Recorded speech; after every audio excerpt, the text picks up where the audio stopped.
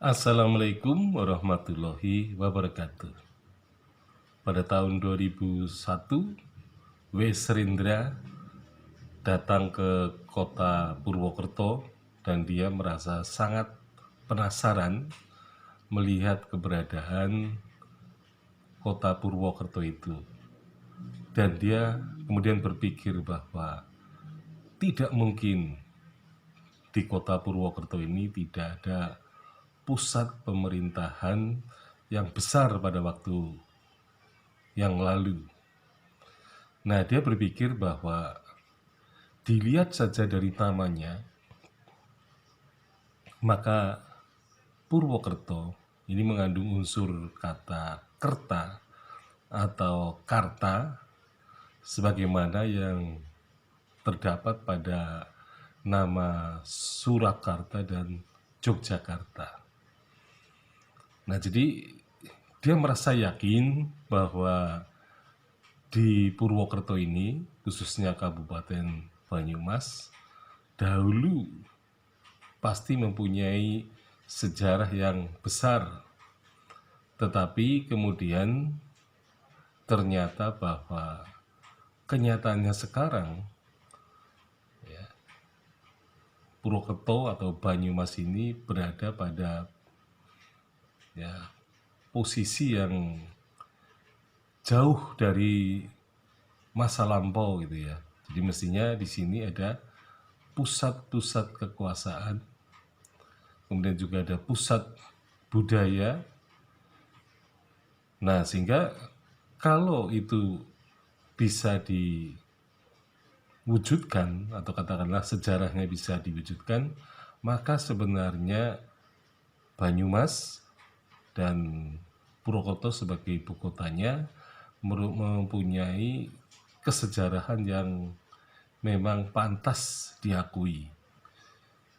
Nah, kemudian terjadi diskusi dengan saya ya, bahwa Purwokerto ini memang berada pada dua titik ujungnya.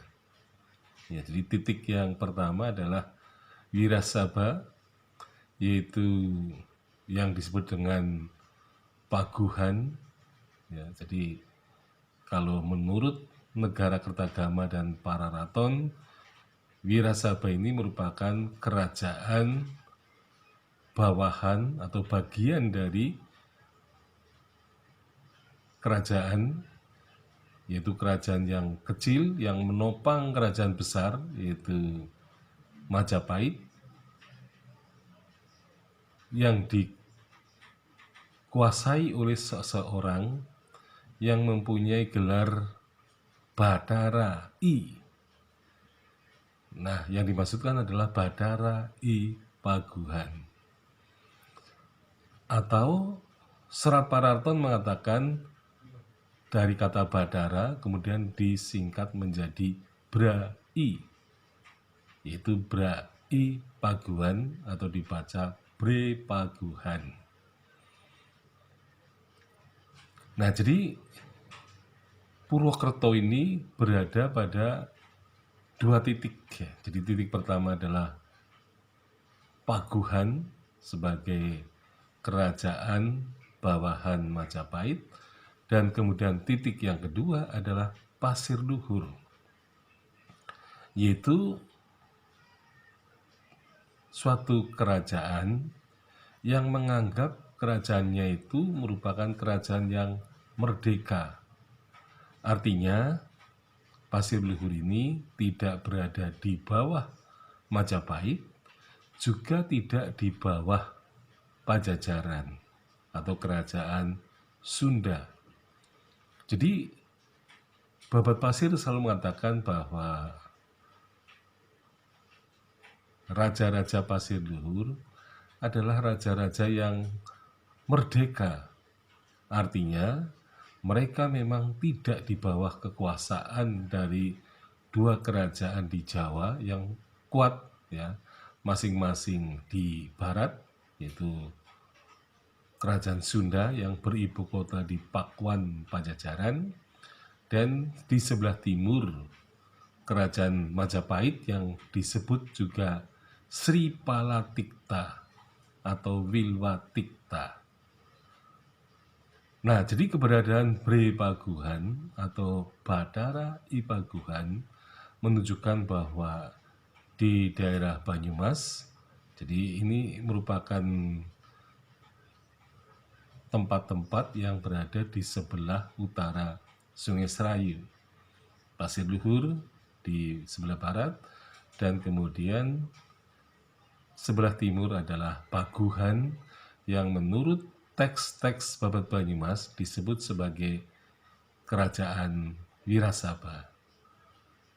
Nah, karena Kerajaan Wirasaba ini mempunyai hubungan kekerabatan dengan Majapahit, maka di kemudian hari ya, Wirasaba atau Paguhan akan diambil oleh keturunan langsung dari raja. Nah, sehingga kemudian dari situlah akan menurun kepada ya silsilahnya, yaitu kemudian lahirlah apa yang disebut dengan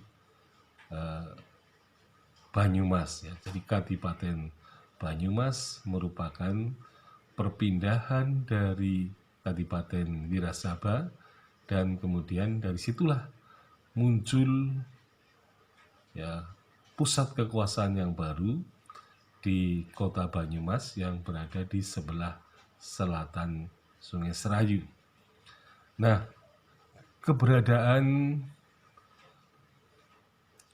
itulah yang menyebabkan bahwa Purwokerto ini merupakan tempat yang memang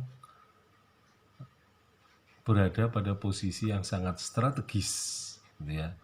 Jadi strategis karena ke timur bisa menuju Majapahit, ke barat bisa menuju ke Kerajaan Sunda. Dan itulah yang sebenarnya peran Purwokerto ini memang diawali oleh raja-raja Pasir Luhur yang merdeka.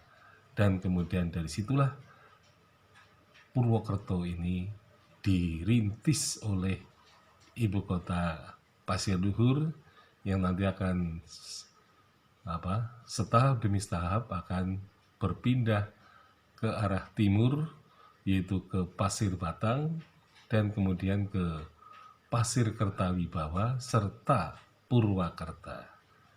Sekian, assalamualaikum warahmatullahi wabarakatuh.